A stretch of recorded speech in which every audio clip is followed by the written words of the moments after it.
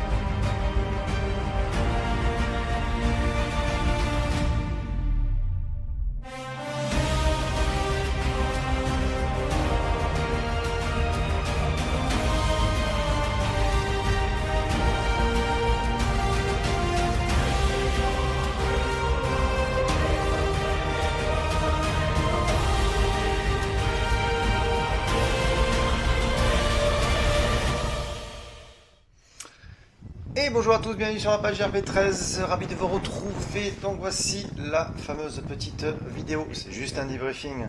Vous aurez l'enquête qui est en train de, je suis en train de préparer donc le montage final, montage final vidéo. Alors comme vous pouvez le constater ici, il y a du vent, ça a été compliqué hier soir à cause de ça.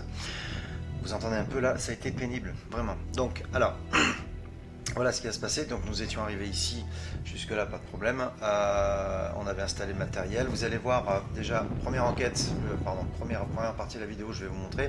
Je suis en train de faire le montage, partie 1 de cette enquête. La partie 2 va venir avec, si vous voulez, la prise de vue, caméra de chasse à la chapelle. On devait en avoir deux. Malheureusement, mon pote Thierry a eu rencontré un souci de formatage de cartes. C'est vrai qu'il faut toujours penser à vérifier les cartes mémoire, qu'il n'y ait pas d'erreur de formatage ou fichiers corrompus, tout ça. Très important. Mais j'ai quand même laissé tourner la mienne. Et cependant, il y a eu bizarrement quelque chose qui s'est passé, je ne sais pas, à voir. Là, je vais vraiment analyser la vidéo. J'entends comme une voix de résonance qui chante dans l'église, dans la chapelle. Ou alors, peut-être, attention, c'est peut-être une moto au loin, ça peut arriver. Selon le son, ça peut se... Mais justement, il faut vraiment bien que j'écoute. Et il y a une petite anomalie lumineuse, bizarrement, qui monte en biais comme ça, et qui reste fixe. Je me suis dit, c'est peut-être un hélicoptère au loin. Ça peut arriver qu'il fasse un stationnaire, je sais pas. J'ai vu comme il est monté, mais c'est curieux, parce que ça ne bouge plus du tout. Peut-être un hélicoptère, c'est curieux. Mais on verra ça ensemble. Sinon, dans l'ensemble, assez compliqué, vu que... Donc là, on était en train de faire une prise PV, on a eu le RM pod qui s'est allumé, j'ai vérifié s'il n'y avait pas de souci particulier sur la fixation de la pile, là aussi, ça a été un peu bizarre en fait. En gros, ça a été assez bizarre, parce que c'était pénible au niveau des conditions du temps. Ça a été pénible, surtout que ici, là il fallait faire attention, quand on a posé la caméra de Thierry. C'est pour ça que vous aurez les images, les vidéos du caméscope de Thierry en fait dans la partie 2, puisque je vais faire une incrustation vidéo de ces prises de vue en plus de ma caméra de chasse et IRP. Vous aurez l'intégrale à la chapelle. Donc voilà, alors ceci dit, par contre, un truc qui est excellent où je me suis régalé, mais vraiment régalé. Je vais vous montrer ça, si c'est ce dossier là. Oh, j'ai pété les plombs, j'ai franchement pété les plombs. La qualité de ma Night Fox, ça a été... non, ce sera peut-être pas avec ce fichier là, je vais vous montrer de suite. S'il n'y a pas de souci particulier. Non, on va faire ça. C'est hallucinant. On aurait dit un véritable caméscope d'enquête, je vous le dis. C'était terrible. Donc on va regarder ça de suite. Alors, attendez, fichier. Oh oui, c'est normal. C'est normal. Donc ici, là, il fallait. Donc, voilà. On va simplement enlever ça et basculer sur ça. Regardez bien. On préparait la fin de l'enquête. En fait, on allait partir et le temps qu'on parle un peu, qu'on fasse un petit débriefing. C'est hallucinant. Donc moi, je ne fais quitter par rapport au frame rates. Ça, on dirait du 60 FPS. Est-ce que c'est vous qui êtes à l'origine de l'allumage de notre boîtier? Ça lag un petit peu sur la vidéo, c'est tout à fait normal. J'ai peut-être des mémoires RAM un peu fatiguées. Mais voilà un peu ce que ça donne. Alors, je préfère préciser à tous nos internautes, nos gens de la communauté, j'ai les mains libres, je n'ai rien dans les mains. Mon pote, c'est de la balle. Mon pote Thierry c'est a rien dans les mains. Autant de lunettes tactiques, style militaire, on peut faire plein de choses. Avec la 54 degrés de champ de visuel, je pouvais avancer de mémoire, ça laisse des possibilités de malade. Nous avons fait le test tout à l'heure avec les caméscopes. Enfin voilà. Qu'est-ce qui se passe? Quel est votre nom? Je vais montrer un peu comment ça se passe. Pour la dernière fois, Esprit. Vous allez l'allumer à répéter. Voilà, ça s'allume à un moment donné, donc apparemment il y a eu contact, je sais pas. On aurait dit que ça... Alors là... Pour l'influencer, ça m'étonnerait fort. Je vais éteindre la grille laser, peut-être c'est ça qui les énerve aussi. De toute façon, on a déjà testé, ça ne... On avait tout, hein, c'était très bien, on aurait pu travailler, ça se déclenche pas. Dans de meilleures conditions. Parce que tu as vu tout à l'heure, ça n'allumait pas du tout. Compliqué. Ça a été vraiment compliqué du coup, et bon bah voilà. Donc voilà, ici le montage en cours, donc le montage final. On est en train de voir ça. J'aurais pu éventuellement vous montrer ici vidéo de la caméra, ma caméra de chasse, donc à la chapelle. Je vous montre un petit peu un verre inversé qui était assez intéressant pour révéler éventuellement des formes ou autres. Donc c'est parti, regardez ça, c'est voilà. C'est assez sympathique. Je mets en verre inversé. On va voir si on peut capter quelque chose comme ça. Alors effectivement, hein, il y a du vent. Je vais vous laisser baisser un peu le son parce que si vous êtes si vous entendez bien. En verre inversé, donc en direct. non, cette monoculaire nocturne, elle est incroyable. Elle est incroyable. On peut régler la netteté, le focus. On a une bonne prise de son. Sur la première partie de l'enquête que je suis en train de faire le montage, vous allez voir où à un moment donné je privilégie la prise de son sur la Night Fox. D'ailleurs vous l'entendez là. Normalement vous l'entendez ici, même au niveau de la prise de son. Avec le quand même. Réaliser quelques petites photos. Ouais, franchement bien, très très bien. Bonne petite soirée, ça a été bien. Voilà. Quelques ressentis par contre, c'est vrai, on a eu 2 ressentis assez violents. Et je suis en cours aussi d'analyse pour les PVE que je vais faire un peu cet après-midi. Je dois aller récupérer les rushs de mon pote Thierry. Et puis à ce moment-là, à l'entrée du château, en plus, à un moment donné,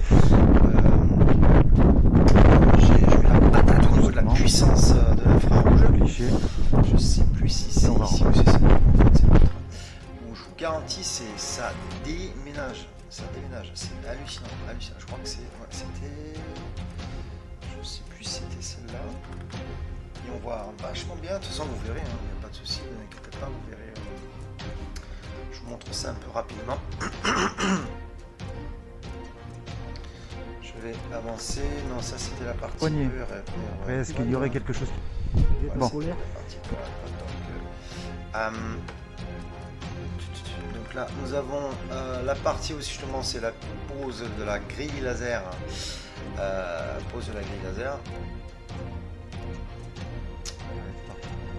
Ici, puisqu'à un moment donné, donc, là j'actionne justement donc, le Spirit Pod ici. On voit bien d'ailleurs.